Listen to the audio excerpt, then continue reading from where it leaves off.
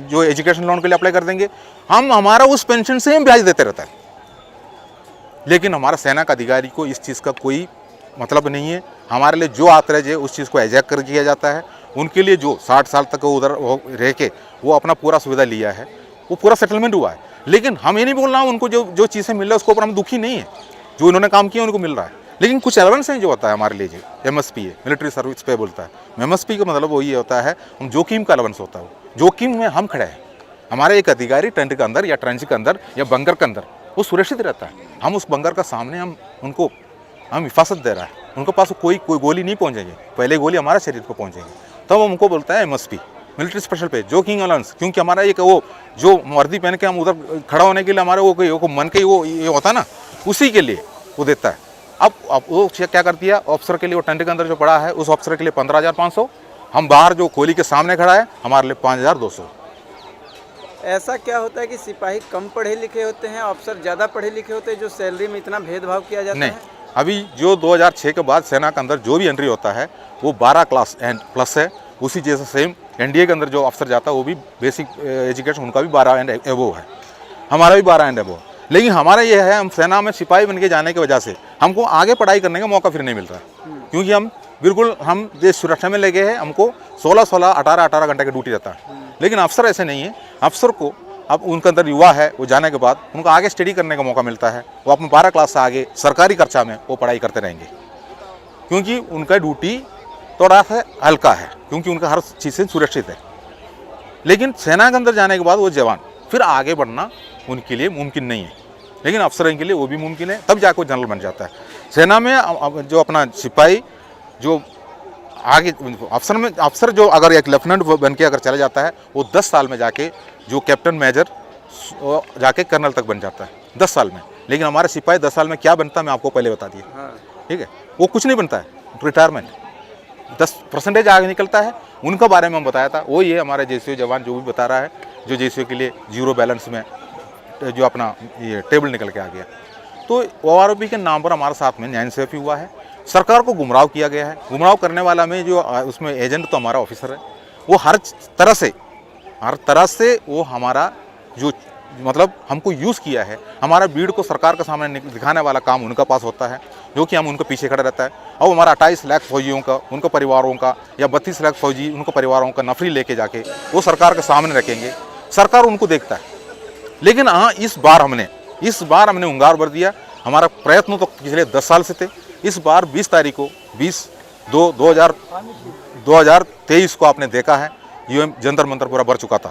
लाखों की संख्या थी। उसमें कोई अफसर नहीं था, कोई अफसर का संगठन नहीं था। पूरा कन्याकुमारी से लेकर पूरा ऑल हिंदुस्तान से पूरा जवान JCO का संगठन इधर आया, मंच के अंदर आके अपना फ्लैग लगा के जो हमारा सबका सैनिक संघर्ष कमेटी जो पंजाब से है उनको समर्थन दिया। अभी हम लोगों ने हमारा बात जो सरकार तक पहुंचा दिया गया है, कई बार पहुंचा दिया है, कई बार रक्षा मंत्री से हमारा सैनिक संघर्ष कमेटी ने मिला है, जो हमारा निवेदन कल भी जा चुका है, जो उनके पास अभी तक उनका तरफ से कोई प्रतिक्रिया नहीं है। यहाँ कोई नेशनल मीडिया भी नहीं आता है, जो हमारा कोई खबर भी नहीं लेता है। उसका कारण भी हमको पता है, वो नहीं ले पाएंगे, क्योंकि क्या कारण है? कारण यही है, देश का जो पूर्व सैनिक है वो लोग अगर रोड में बैठ जाता है, वो रोड में बैठा है तो अच्छा नहीं लगता सरकार को, बेइज्जती की बात है, तो सरकार उस जगह पर रोक लगाता है। लेकिन सरकार रोक लगाता है तो जो हमारा ऑफिसर भी उस पीछे रोक लगाता है। हमारा ऑफिसरों ने जी जान लगा कर रखा है इसको कैसे भी तोड़े, क्योंकि वो उनका भी एक ऐसे तरीका बना कर रखा है इसको तोड़ने का तरीका। लेकिन एक बात है, हम लोगों इसमें ज़्यादा नफरी तो नहीं पहुँच पा रहा है, उसमें भी कारण है। ज़्यादा नफरी इसलिए नहीं पहुँच पा रहा है, मैं तो केरल का रहने वाला होने की वजह से मैं बता रहा हूँ। अब केरल में सबसे ऐसे एक स्टेट है केरला, वहाँ तो एक्स सर्विसमैन अगर जाता है तो ये जो सिक्योरिटी गार्ड के अलावा कोई भी नौकरी उनको नहीं मिलता। तो सिक्योरिटी गार्ड में अगर नौकरी कर रहा है तो हमारा सिक्योरिटी गार्ड का जो प्रोपराइटर जो होता है वो सेना का अधिकारी होता है। अब सेना का अधिकारी इसका विरुद्ध है। अगर हमारा केरला से एक बंदा अगर यहाँ आना है तो उनको 3 दिन का सफ़र करना पड़ता है, 3 दिन का आने के जाने का और 6 दिन का उसका ट्रेन सफ़र है।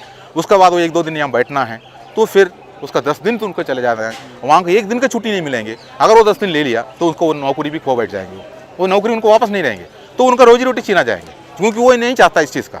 अगर उन्हीं के लिए कोई काम है, अगर अफसरों का कोई यहाँ कोई अनशन लगा दिया तो उसके लिए वो बताएंगे आप लोगों को हम पेमेंट भी दे देंगे, आपको हम खाना भी दे देंगे, आप चले जाओ, उनको यहाँ पहुँच जाएंगे। क्योंकि हमारा जो मजबूरी का फ़ायदा उठाता है हमारा अधिकारी, हमारा मजबूरी का फ़ायदा उठा के हमारा अधिकारी अपना ही जो आर्थिक सुविधा लिया जा रहा है, यही हमारा ऊपर रोष है। हमें उनको, अगर वो सेना पे पढ़े लिखे हैं, अगर उनको बेसिक पेंशन जितना भी बढ़ोतरी किया जाए सरकार ने, हमें कोई एतराज़ नहीं है। अगर उनका उसके पीछे उनको देने वाला डी है जितना भी उनको दे दे, हमें कोई एतराज़ नहीं है। अलाउंस ऐसे होता है, अलाउंस जोकिंग अलाउंस होता है, उसको बराबर होना चाहिए ना। यूरोपियन राज्यों में तो वही करता है, तो हमारा सेना में क्यों उसको पीछे भी क्या भेदभाव है? उसके पीछे भेदभाव नहीं करना चाहिए ना। जो हमारा जो अलाउंस जो है उसको पीछे वो सबको, अगर देखो सरकार का पास 15,400 रुपये वो MSP ऑफिसर को दे रहा है, हमको 5,200 दे रहा है। अगर सरकार के पास पैसा नहीं है तो 5,200 रुपये उसको भी दे दो। हम ये नहीं कह रहा हूँ हमको 15,400 दे, उनका उठा घटा के इसको ये कर दो ना, ये भी कर लो, ये भी तो कर सकता है। और जो 7th CPC जब आया था उसका सामने भी हमारा साथ में नाइंसाफ़ी हुआ। 2.57% जो फैक्ट में जो गवर्नमेंट ने इसको आउट किया था, तो इन्होंने जो सेना अभी एक्टिंग सेना जो है हमारा सर्विस सेना का तीनों चीफ ने मना कर दिया, हम इस परसेंटेज से संतुष्ट नहीं। उन्होंने 7th CPC लेना मना कर दिया तो 1.5 साल तक उन्होंने खुद वो और उनका जेसी और जवानों को पुराना रेट का ही पेमेंट दिलाया। जे 5th पे कमीशन का पेमेंट लेते रहा, मतलब 6th पे कमीशन का पेमेंट लेते रहा, वो 7th CPC लेने में मना कर दिया। और उनका चर्चा चलने के बाद सरकार ने 2.81 फैक्ट में अफसरों को पेंशन पेमेंट बढ़ा दिया और जवान को 2.57 ही रखा। लेकिन 1.5 साल उनको इंतजार क्यों कराया? इसलिए मैं बोल रहा हूँ, हमारा नफरी को निकाल के, हमारा परिवार सबको निकाल के सरकार के सामने रख के वो लड़ाई लड़ता है, उसके बाद वो अपना फ़ायदा उठा के चला जाता है। क्योंकि वो 3% होता है तो सरकार भी सोचता है ठीक है, ये तो छोटा सा एक संगत है, इनको थोड़ा कुछ दे दो, उनको कुछ देने से भी ठीक है। अब हमको उसमें भी उन्होंने वंचित कर दिया गया।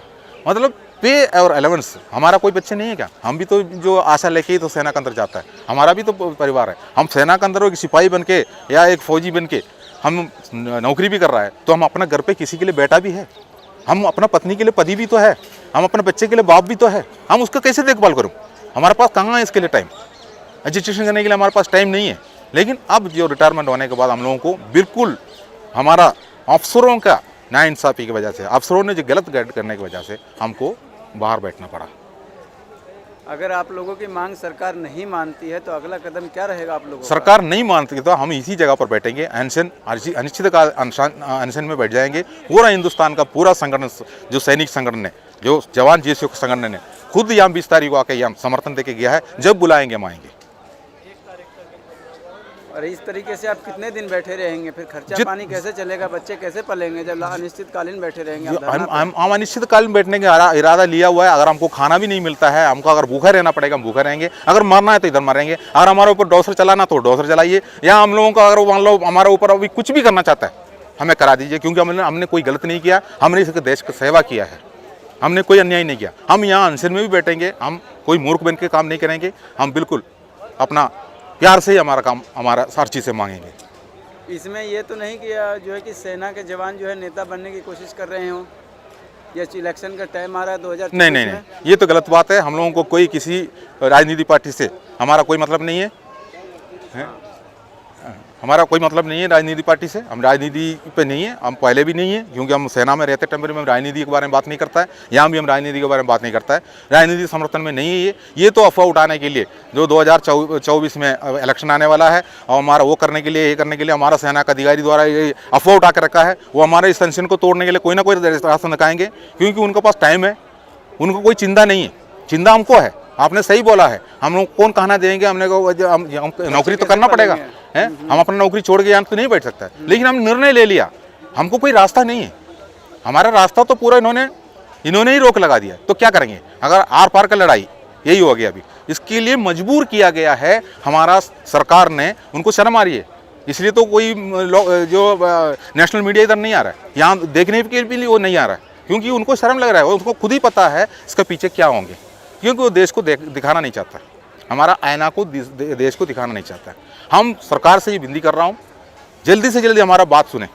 हमारा जितना भी जो निवेदन हमने सरकार के पास पहुँचा चुका है, राष्ट्रपति के पास भी है, रक्षा मंत्री के पास भी है, प्रधानमंत्री के पास भी है।